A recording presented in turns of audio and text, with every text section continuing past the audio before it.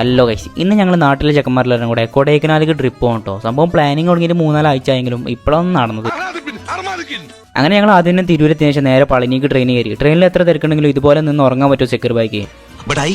കുറച്ച് കഴിഞ്ഞപ്പോൾ എല്ലാവർക്കും സീറ്റ് ഒക്കെ കിട്ടി. ഒരു 7 പളനിയിലെത്തി. ഇവിടെ നിന്ന് 10 മിനിറ്റ് വന്നാൽ പളനി ബസ് സ്റ്റാൻഡ് ഉണ്ടാവും. അവിടെ 8 മണിൻ്റെ കൊടൈക്കനാലിലുള്ള ബസ്സാണ് കയറി. ബസ്സിലാണെങ്കിൽ നല്ല തിരക്കണേനി. ചുരം കയറി ഒരു പൗതിയൊക്കെ ആകുമ്പോൾ ഒരു ചായക്കടി നിർത്തും. അവിടെ ഒരു ചായയും കുടിച്ചിട്ട് 11:30 ആയപ്പോൾ കൊടൈക്കനാലിൽ എത്തിയതിനു ശേഷം നേരെ പോയി ഫുഡ് കഴിച്ച് 1 മണിൻ്റെ മന്നന്നൂർക്കുള്ള ബസ്സാണ് കയറി. കണ്ട് ടെൻ്റ് ഒക്കെ പോകണം. അവിടെ പോയി ടെൻ്റ് അടിക്കാനാട്ടോ. ഈ ബസ് കയറിയപ്പോഴാണെങ്കിൽ ഏതിലും തിരക്ക്. എന്താ ചെയ്യുക, ഇവിടെ ഉള്ളവർക്ക് 2 അറ്റം കൂട്ടിമുട്ടിക്കണ്ടേ? അല്ലെങ്കിൽ ഇവിടെ ഒന്നും സീറ്റ് കിട്ടിയിട്ടും കാര്യമില്ല. നമ്മളിരിക്കണ അണ്ണന്മാരെ നീപ്പിച്ചാണേ.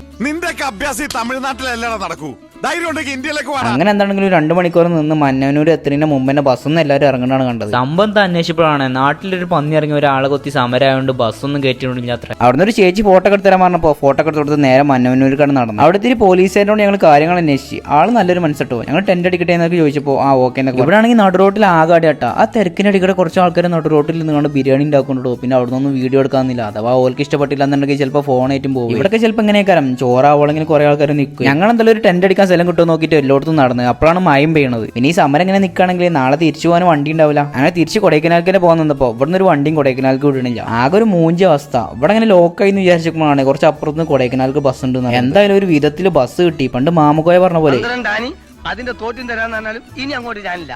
പോയോടത്തോളം മതിയായി. തടി ബാക്കിയായത് തന്നെ റബ്ബിന്റെ കാവല്. തിരിച്ച് കൊടൈക്കനാലിൽ വന്നിട്ട് നേരെ പോയി റൂം എടുത്ത് കുറെ നേരം ബാർഗെയിൻ ചെയ്തിട്ടാ ലാസ്റ്റ് 13 ആൾക്കാർക്ക് 2600 രൂപയ്ക്ക് റൂമാണ് തന്നു.